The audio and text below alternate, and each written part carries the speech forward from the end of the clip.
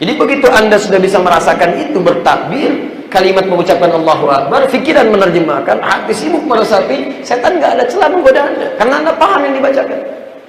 Makanya sahabat Abu Bakar radhiyallahu taala anhu itu baru takbir aja sudah gemeteran, Pak. Menangis itu. Itu saya pernah teliti hadis-hadis, di rumah kami ada sekitar 1235 kitab hadis. Saya teliti dari yang paling sahih sampai yang paling palsu. Yang palsu aja nggak ada gerakan lain. Misal ada sementara orang yang saat bertakbir misalnya, saya nggak enak kiri duluan, nggak sopan, kiri nggak baik, kanan yang baik. Sama Allah harus baik. Begitu dia takbir, didahulukan kanan dulu ke sini, kiri lalu tutup begini. Jadi putarlah, begitulah, seperti itu kurang lebih. Jadi begitu mengangkat begini gitu kan. Nah itu kami tidak temukan hadisnya. Jangankan di hadis sahih, di palsu pun nggak ada. Dan pemalsu hadis pun tidak tertarik memalsukan hadis ini, saking jelasnya. Dicukup yang kanan, menutup yang kiri begini, tutup selesai. Nah yang paling menarik, begitu Anda mengatakan menutup begini, lisan mengucapkan Allahu Akbar. Tidak cukup dengan lisan, pikiran menerjemahkan Allah Maha Besar. Hati merasa Allah, saya tetapkan Engkau Maha Besar, yang Maha Agung. Tapi sebelum sholat, mohon maaf, kadang saya suka merasa besar, angkuh terhadap orang lain, sombong dengan teman, merasa yang paling hebat ilmunya, dan sebagainya. Jadi begitu Anda sudah bisa merasakan itu, bertakbir, kalimat mengucapkan Allahu Akbar, pikiran menerjemahkan, hati sibuk meresapi, setan nggak ada celah menggoda Anda, karena Anda paham yang dibacakan. Makanya sahabat Abu Bakar radhiyallahu taala anhu itu baru takbir aja sudah gemeteran, Pak. Menangis itu. Baru takbir, Allahu Akbar, nangis. Ketika ditunjuk oleh Nabi SAW menjadi imam, ketika kondisi Rasul semakin lemah, Abu Bakar mengajukan keberatan, jangan saya Rasulullah. Situ orangnya sering menangis, takut membuat orang lain tidak khusyuk. Itu baru takbir, itu saking merasakannya. Ya, Ali bin Abi Thalib dengan adzan menangis. Ditanya kenapa? Telah tiba panggilan yang bahkan gunung, bahkan benda-benda pun tidak sanggup untuk mengambil itu. Saya yang ngevolim seperti ini, masih banyak maksiatnya, masih harus menghadap Allah Subhanahu wa taala mempertanggungjawabkan itu semua. Jangan-jangan lisannya Allahu Akbar, tapi hatinya masih merasa hebat juga. Kadang-kadang sholat merasa paling khusyuk juga, itu salah.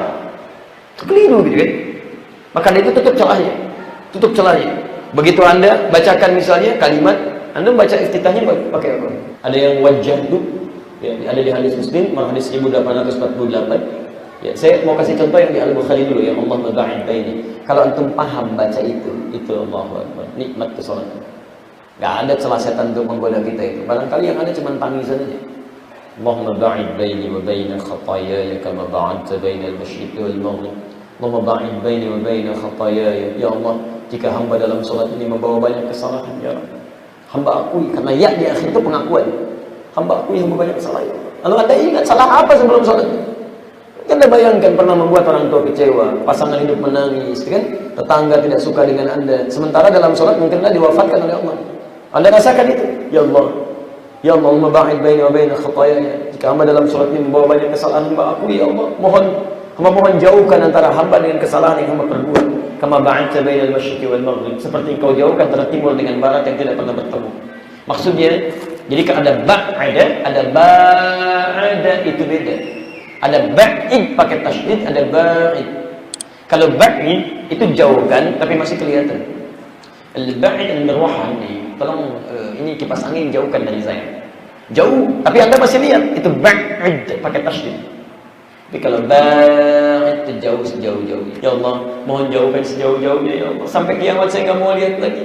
Karena di hari kiamat kalau Anda tidak bertobat, itu akan diperlihatkan kepada kita sekecil apapun. فَمَنْ يَعْمَلْ مِثْقَالَ ذَرَّةٍ خَيْرًا يَرَهُ وَمَنْ يَعْمَلْ مِثْقَالَ ذَرَّةٍ شَرًّا يَرَهُ. Ditampakkan.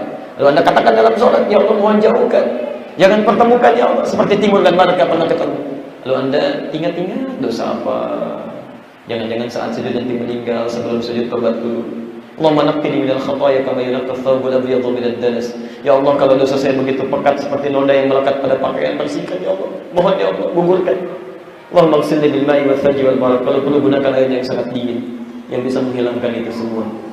Itu indah gitu. Jadi begitu dibacakan Anda resapi, bacakan Anda resapi, baca ayat Anda paham, salat Anda akan terjaga.